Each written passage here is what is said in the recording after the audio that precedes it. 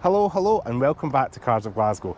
I'm Thomas and today you're going to be wondering what is this car that he is standing in front of. There is no obvious badging, maybe the style is throwing you off a little bit, but this is the new 2025 KGM Actyon.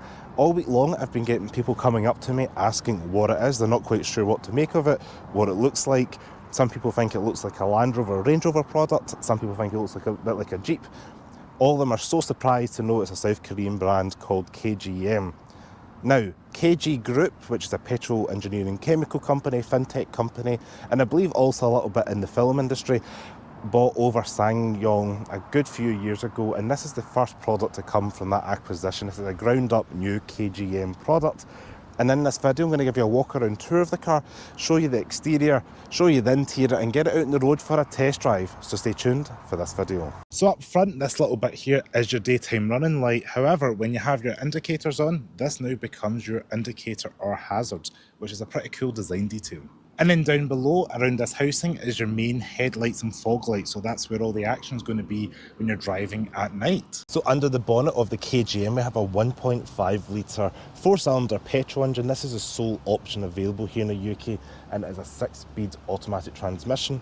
Now this car produces about 161 brake horsepower and 200 pound-feet of torque. 0 to 60 is good for about 10 seconds with a claimed 33.1 miles to a gallon and 194 grams per kilometre of CO2 for this vehicle. Now KGM say this car is good to tow 1.5 tonnes, so you are able to take this up and maybe hook up a light trailer, something like that, if desire takes you. Now what impresses me underneath is, one, we've got gas struts. I have seen premium vehicles cost more than this without gas struts. And two is we've got some lining underneath the bonnet here to add a little bit of insulation.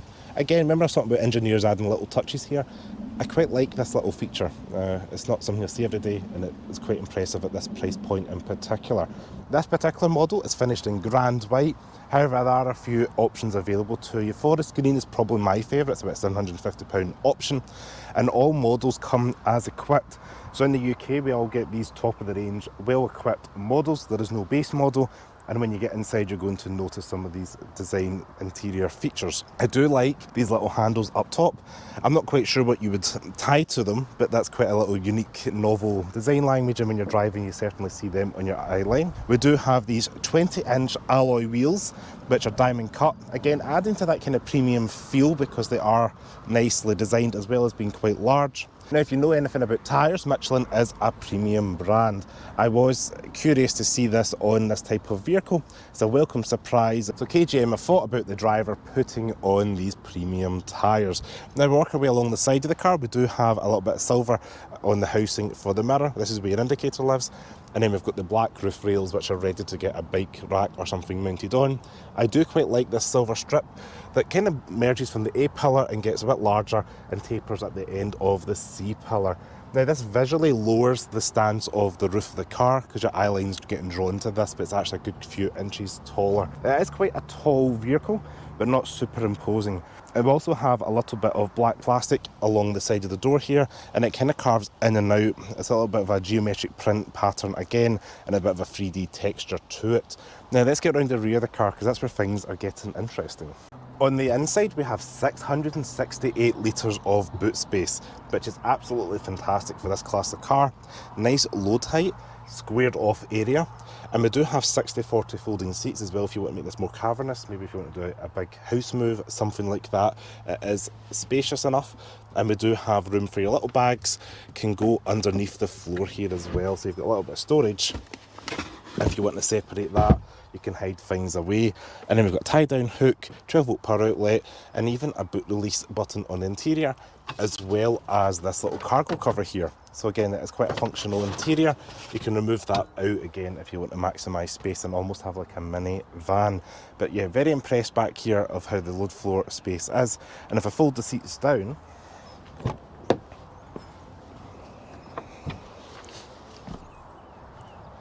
as you can see, you do get a fairly flat floor back there.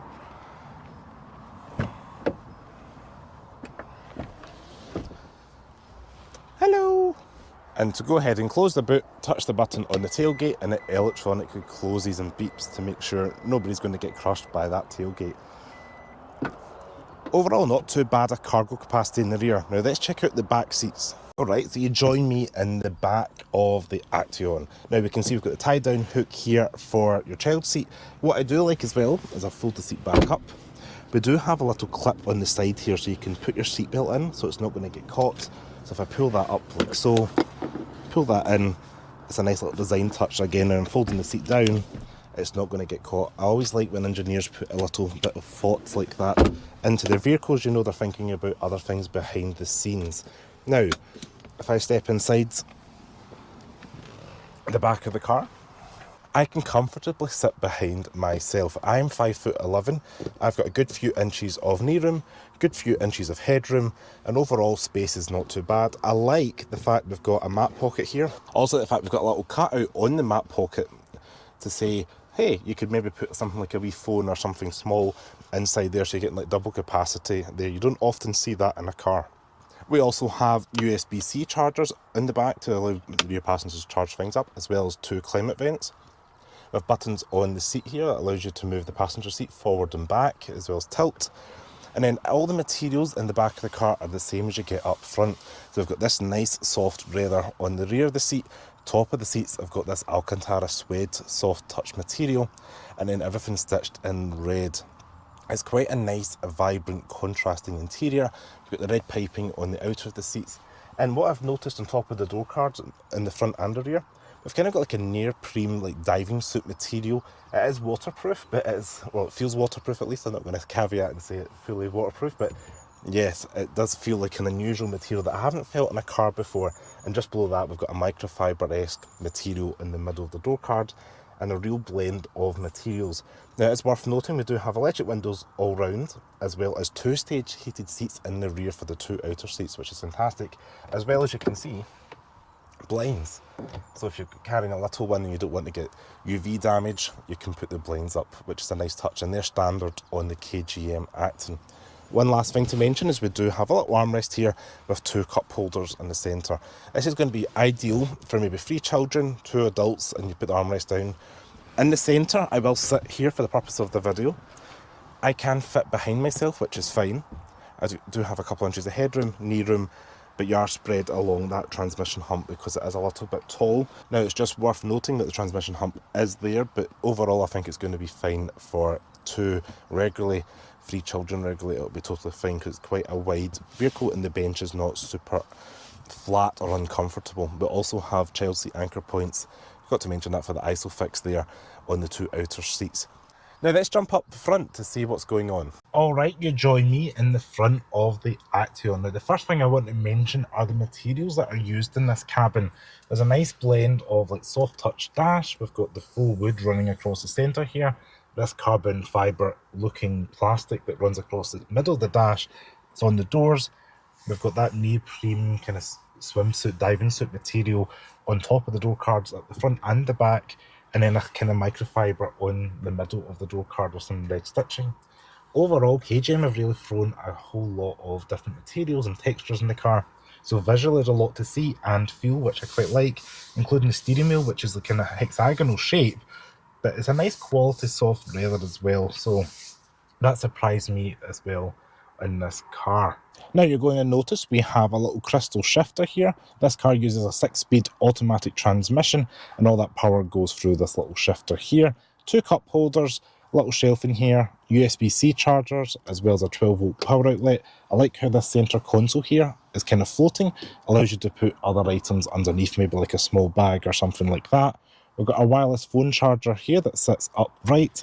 Now underneath this armrest we do have a storage bin lined with fuzzy stuff, and the top of it, weirdly, usually centre armrests are lined with like a vinyl or a leatherette material. This one's kind of like a rubberized textured material, very hard wearing, and only the outer portions are covered in this sort of soft touch vinyl material. Just thought it was worth mentioning. Now, it wouldn't be a CarsofGlasgow video without a glove box reveal.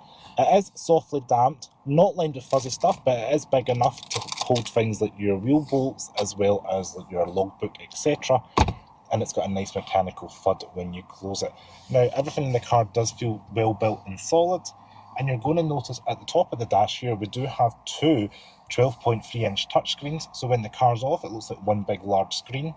This kind of reminds me of the Kia Sportage, just the way that's designed.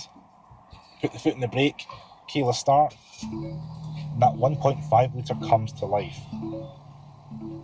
Now, a lot of the infotainment is controlled through this touchscreen here. There's very few buttons. There's a few in the steering wheel, but everything's primarily through here. So we do have things like your heated and cooled seats up front, which you can go from the side screen there, or if you hit climate, you're even able to turn on the rear heated seats, which is a really neat touch. They've got 2-stage in the rear and 3-stage up front. Speed of the processor up front as well, it's not too bad. I wouldn't say it's class leading by any means, but it's definitely not slow.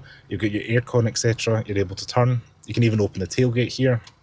Hit the home button. It does have Apple CarPlay and Android Auto for those that are concerned about that. Bluetooth for your radio as well, Bluetooth for your music, radio, phone, and then sat-nav's powered by TomTom, so you can pull that up and you can have your sat-nav there. That brings me onto the screen in front of the driver.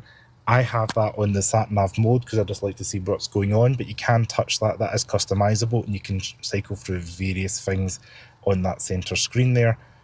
But yeah, I have it on the map just to replicate what's going on in that center there, just because I like to see what's going on. Now, on the top of the screen, you're able to turn off certain things such as the beeping, the start-stop, whatever it may be, hill design control. There's some shortcut keys there.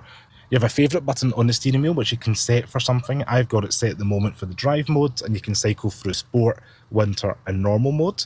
However, you can customise that, so that can be set to something that suits you.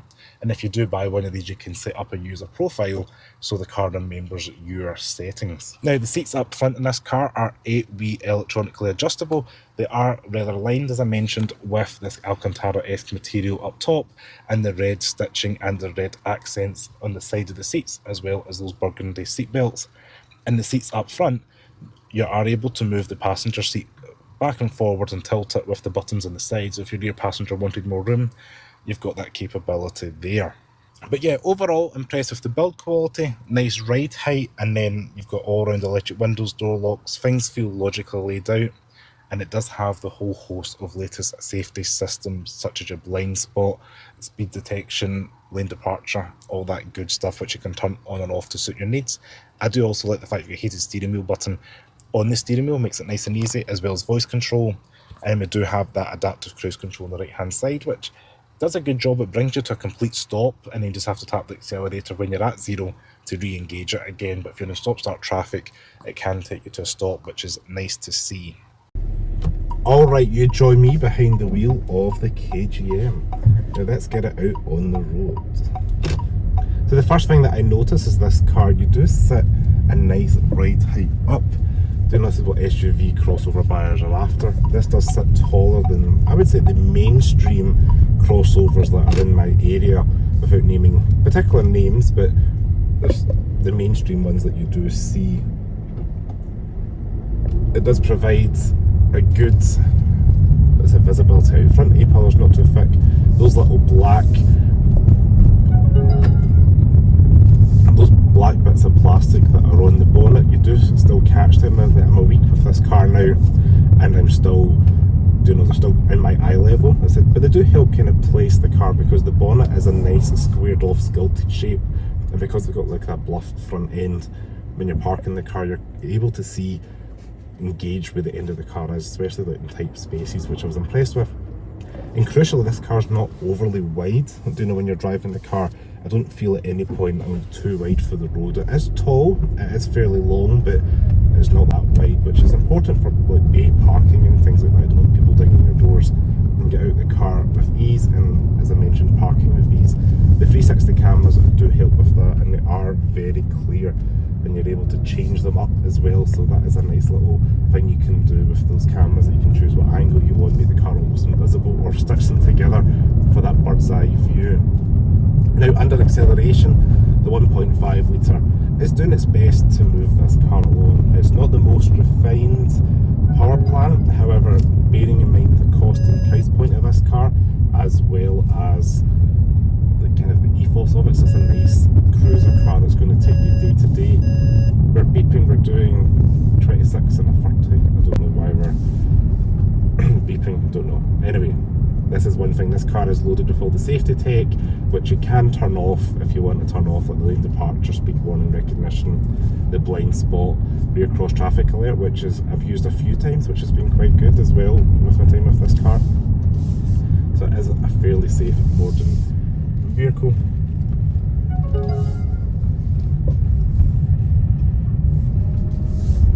So here we go, I'm going to put the foot down just a little bit to give us a 10 mile per hour acceleration. It's not too bad, you know, that 6 speeds is a fairly slushy, comfortable automatic.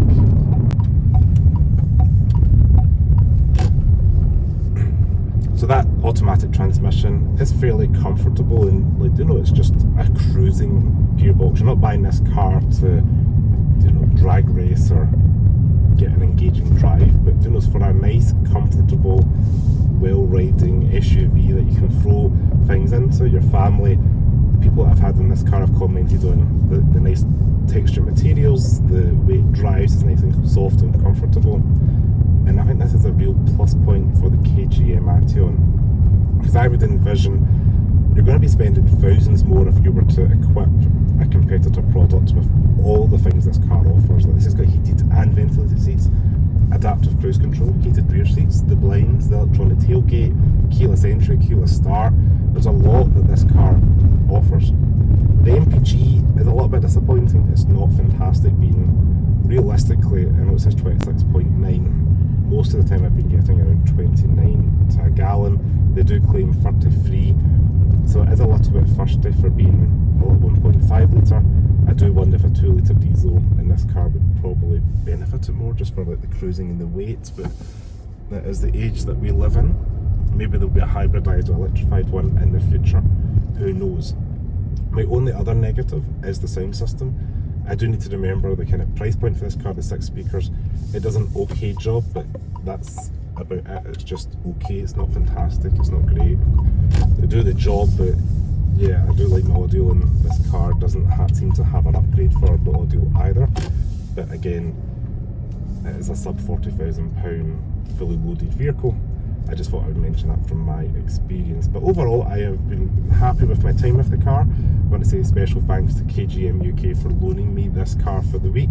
And yes, if you enjoyed this video, give me a thumbs up, subscribe to the Cars of Glasgow channel below, comment your thoughts on the KGM Actyon below. I'll be curious to hear your thoughts on it, and I will see you next video. Ciao.